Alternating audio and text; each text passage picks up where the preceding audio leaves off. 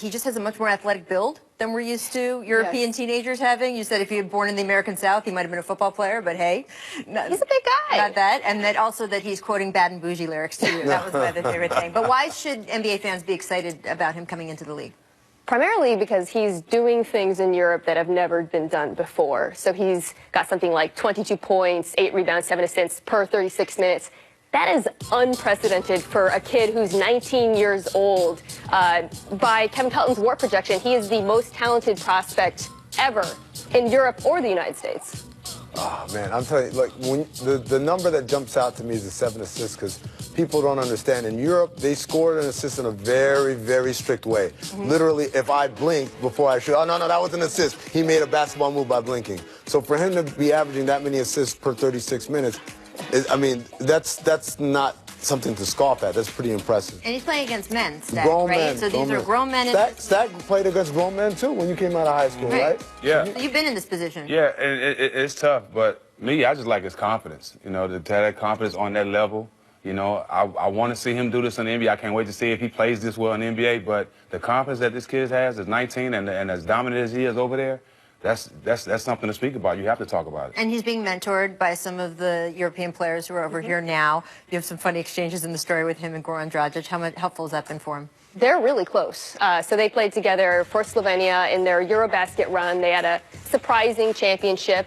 But a lot of the European players in the NBA now know who he is, and they're rooting for him. I spoke with Kristaps, who he had this great moment in their quarterfinal, I think, game against Latvia, where he sort of stared him down. Kristaps said, "I wanted to kill him," but then he praised him. And these guys, you know, they've gone through the stereotypes. Kristaps, we all remember, was booed at the draft. They're rooting for him to change those perceptions and sort of continue on the path that they've cleared for him. And you talked about that, just about how, like, look, obviously when the Europeans first came into the league, there was all of these stereotypes. And that changed, and you cited Dirk as being a huge mover in that. And then, of course, this new recent crop, KP and all these other guys. Is it changed enough? Because I think we've got the mock draft up here from ESPN.com. Right now, he's at number 2 behind DeAndre Ayton, who producer Danny will always remind us. They're down. And look, is he number 2 behind Ayton because talent-wise he should be number 2 behind Ayton? Or is he number 2 behind Ayton because there's still a little bit of nervousness about taking that guy like that number 1? I think it's a question of ceiling with him, because for Doncic, everybody believes in and around the NBA, the floor is high. Like, he's not going to bust. Yes. The question is, can he be a transcendental player? Is his athleticism going to hinder him from reaching the heights that an Ayton is capable of, even if he's produced more, even if he's more skilled than him? Have you seen it shift, Stack, in your time in the league in terms of how open people are to what European players can do? Well, they're definitely getting better. I mean, that's no secret. I mean, it's always a knock to see what they do when they come here. You know, like Dirk, a lot of people said a lot of things about KP too, and KP proved them wrong. Dirk too, the same way. So you have to come here and do it. You can do it there is one thing, and a lot of people like me are high on this kid because of his confidence, but you still have to come here and do it to get your props. We, you know, earlier in the show we were talking about guys who play like they don't care or don't care enough.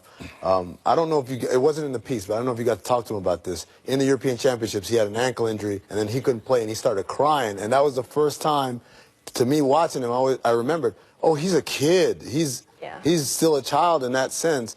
Did you talk about that incident at all with him? Yeah, a little bit. Well, we talked about, so he had just, I think, been kicked out of a game around the time that I was there. So he's a competitor. He got chippy while I was there. He's emotional. He's super driven. And you're right, some of that is from being 19, but it's also a quality that a lot of guys in the NBA like about him, because he, as you mentioned, the confidence, he's not afraid to take that shot at the end. He just had a big game winner. That's rare for a 19-year-old playing with guys in their late 20s. Absolutely. All right, so Ayton, as we know, has been, you know, stumping for the #1 overall pick, because who wouldn't want to be the #1 overall pick? And he says, oh, I'm a great fit with Devin Booker. We could be, you know, Shaq and Kobe. We could do it all.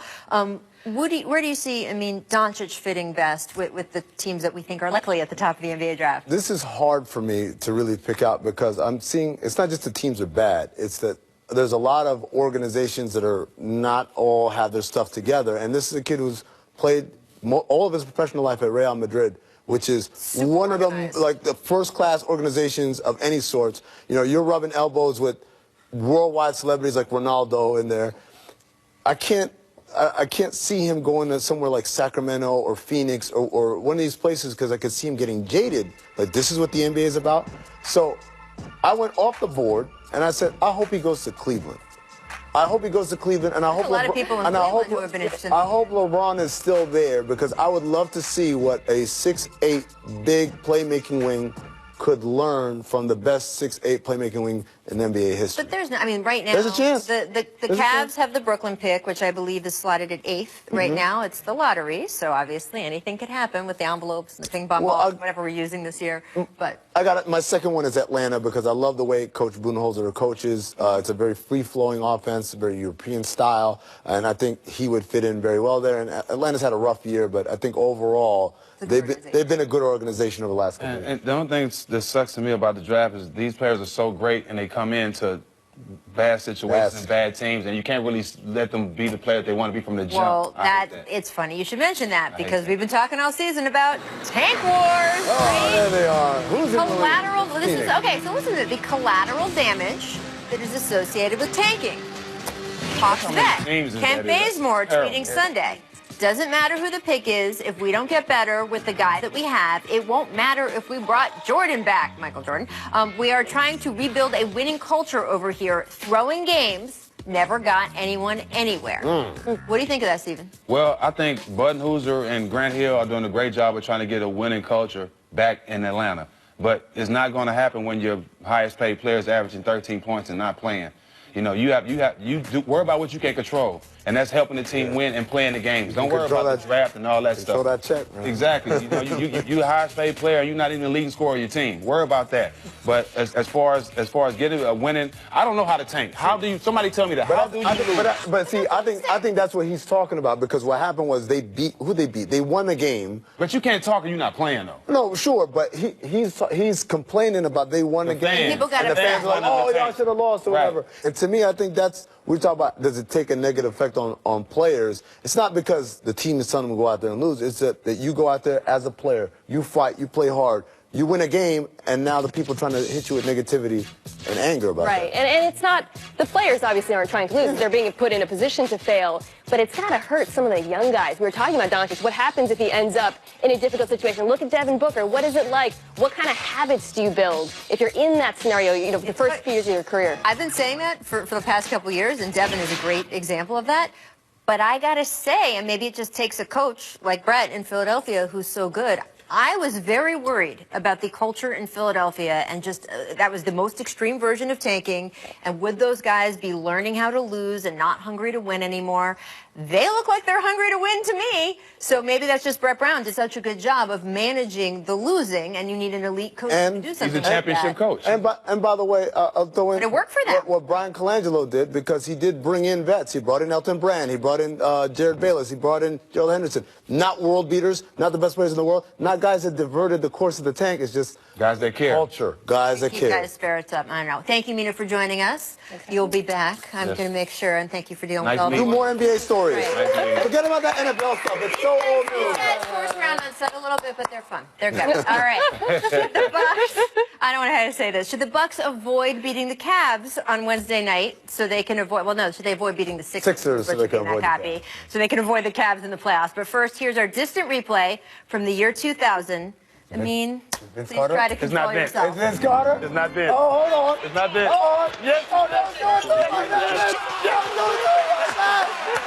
do it like that. Listen to the replay. Half man, half amazing. Listen replay.